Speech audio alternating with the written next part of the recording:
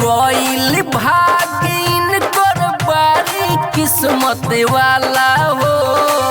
कुंभ वाला मेलावा में बेचत रहली माला हो।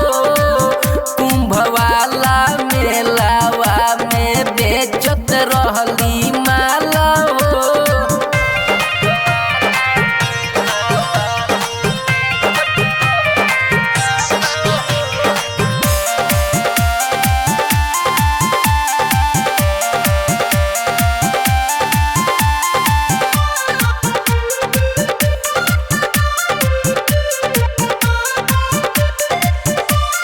सेल्फी लेवे खातिर लोगवा लागल पीछा परे।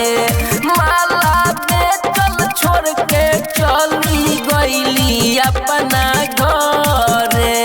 सेल्फी लेवे खातिर लोगवा लागल पीछा परे।